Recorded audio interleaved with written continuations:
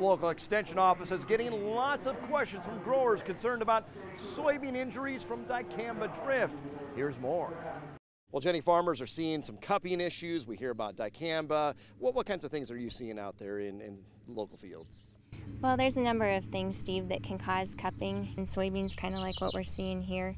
Some of those can be from other chemicals, like examples like dual 2-magnum, also an active ingredient that's found in hornet, a lot of soybean aphids. So there's a lot of different things that can cause cupping in soybeans. You don't want people to jump to conclusions and just assume that it's a dicamba injury. Right, and so asking questions farmer to farmer, farmer to ag retailer. What did they spray? What time of the day did they spray? What day did they spray? What percentage do you think is that, and what percentage do you think are some of the other factors? Well, I'd say the majority of what I'm seeing has been related to dicamba. But what's been interesting this year is it's been a lot of corn related. As you can see in this field, quite a bit of Palmer amaranth. After last year and really fighting it, a lot of farmers were looking at what can they use to get control of it. And so we do know that there was an increase in dicamba applications to corn this past year. So you're hearing some good success stories with the dicamba and the beans especially.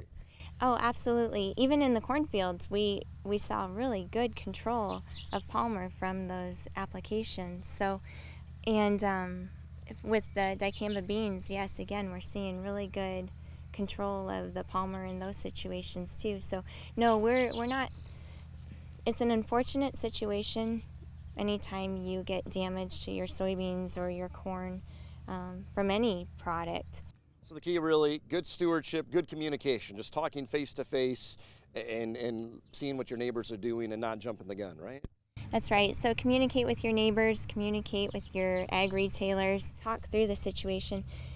One thing that we do know in Nebraska, we have some preliminary data that shows that from drift or even with different concentrations of dicamba injury on soybeans, there is some data from the University of Nebraska, and it shows, based on the concentration, the amount of damage to either Roundup Ready to conventional soybeans at the R2 growth stage. Again, it was the lowest amount. So we don't know what's going to happen this year. It's hard to really take a check when you've got field scale volatility that's occurred. But we also know that some fields are starting to come out of it, and we're just going to have to, most farmers are taking a wait-and-see approach. Having the dicamba beans, another a tool in our toolbox, and it's just important that we manage this well because it's a tool we're going to need, right? Dicamba is a product that works well against Palmer right now when we spray it correctly at a small 4-inch growth stage. All right, Jenny, thanks so much. Thank you so much, Steve, for having me. Sometimes 4 legs can take you where 4 wheels can't. Here's more on the State 4-H Horse Expo.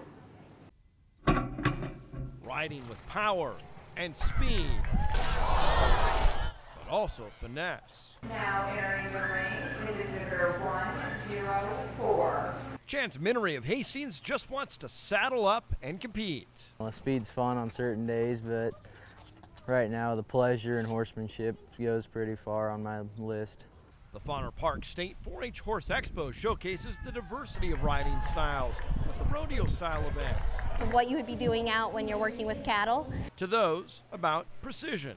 Being judged on the way the horse looks and is moving and how correctly they're doing a pattern. In here we're looking for prettiness, style. Chance has pretty much grown up on horseback, and like many of these kids, the horse is not just something to ride for fun, but also something that comes in handy when working with cattle. When we move cattle, we do mostly everything with horseback and rope off of them. Organizers say 4-H makes riding accessible to a diverse audience. Horse stuff was only for those youth that, you lived outside of town and you had an acreage and you had a place to keep your horse. But today it's grown to where anybody really can be involved. 400 kids compete in the heat. State horse show, that's the way it goes. Whatever the style, Lena Luck says it's definitely educational. So you got to be humble and realize that, some days you're going to go in and you're going to win, and the next day your horse may just say, I don't want to play today. For this Adams Central sophomore, competition is fun, but he's happy, win or lose. It's almost therapeutic for me. I mean, it's really fun.